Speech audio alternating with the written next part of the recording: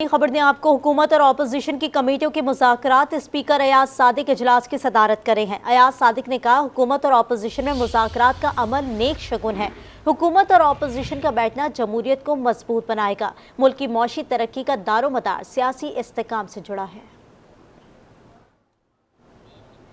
आपको बताएं कि हुकूमत और अपोजिशन की कमेटियों के मुज़ाकरात इस वक्त जारी हैं। स्पीकर अयाज सादिक इजलास की सदारत कर रहे हैं। अयाज सादिक ने कहा, हुकूमत और अपोजिशन में मुज़ाकरात का अमल नेक शगुन है। हुकूमत और अपोजिशन का बैठना जमहूरियत को मजबूत बनाएगा। मुल्क की मौशी तरक्की का दारोमदार सियासी इस्तेकाम से जुड़ा है। मैं ट्रेजरी के मेंबरान को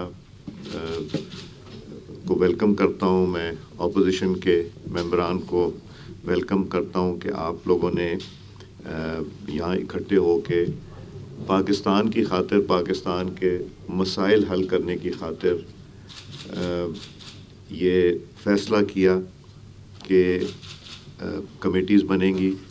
अपोजिशन ने कमेटी बनाई और बैरिस्टर गौहर साहब ने रिक्वेस्ट किया था कि मैं एज अ स्पीकर अपना रोल अदा करूं।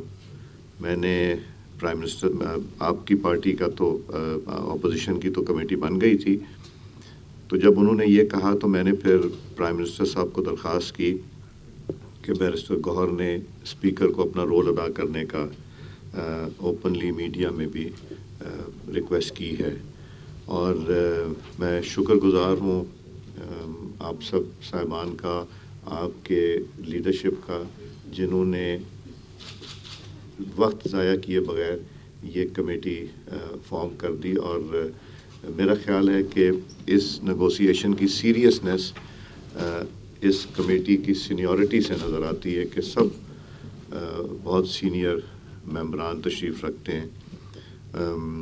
आपकी कमेटी में भी सीनियर मेंबरान हैं और मैं उम्मीद रखता हूँ कि हम ज़ाती मफाद से हट के पाकिस्तान के मफाद की बेहतरी की बात करेंगे। और हमारी कोशिश ये होगी कि पाकिस्तान की खातिर मिल बैठ के, चूँकि हर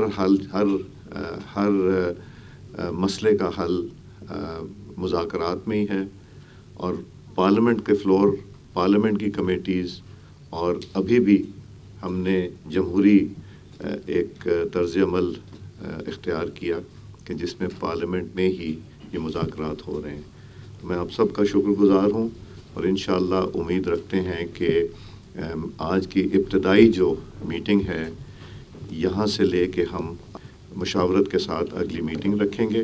मैं ताख़ीर नहीं करना चाहता था पहली मीटिंग में कि पहली मीटिंग ताख़ीर से शुरू हो, तो इसीलिए ये कल दोपहर कोई इतलाएँ करनी शुरू कर दी थी कि कम से कम पहली मीटिंग फ़ौरन रखी जाए। मैं अल्लाह ताला से दुआ यही है कि जो पाकिस्तान के लिए बेहतर है, जो हम सब के लिए बेहतर, हुर्रियत के लिए बेहतर है, उसमें अल्लाह ताला हमें कामयाबी दे। हुकूमत और अपोजिशन के दरमियान बाज़ाब्ता मुज़ाकरात की पहली बैठक जारी है। हुकूमत के साथ और अपोजिशन के 3 अराकीन मुज़ाकरात में शामिल है। इसी पर बात करेंगे। आसिफ नवीद हमारे साथ मौजूद है। आसिफ, आगाह कीजिएगा, मुज़ाकराती कमेटियाँ कौन से उमूर का जायज़ा ले रही हैं?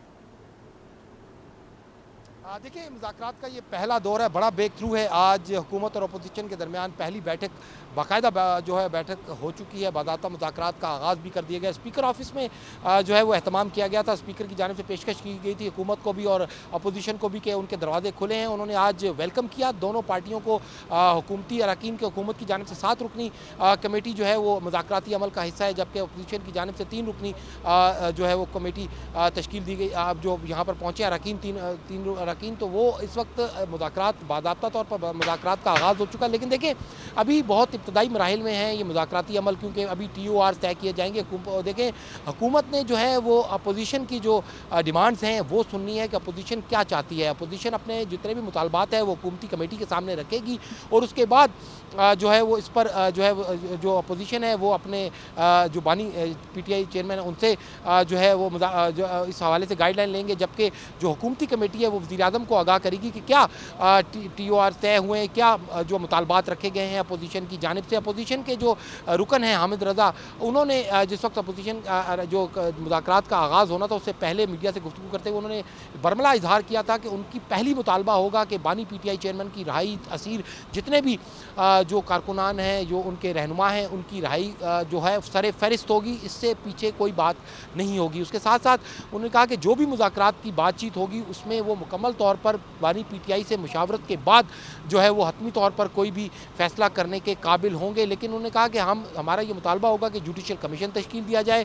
سیاسی اسیران کو جو ہے وہ رہائی کی جائے, اور جس میں بانی پی ٹی آئی جو ہے سر فہرست ہیں. تاہم جو عرفان صدیقی ہیں حکومتی رکن, انہوں نے بھی گفتگو کرتے ہوئے یہ کہا کہ یہ خوشائن پہلو ہے, کسی بھی مسئلے کا حل مذاکرات سے نکلتا ہے, اور سیاست کا یہ حسن ہے جمہوریت کا کہ کسی بھی مسئلے کو کی تلاش کے لیے, حل کے لیے جو ہے وہ مذاکرات کیے جائیں. اسی وجہ سے حکومت نے کمیٹی تشکیل دی اور ان کے ساتھ مذاکرات کا باقاعدہ آغاز ہونے جا رہا تھا. جو اس وقت عرفان صدیقی نے, اس وقت مذاکرات جاری ہیں.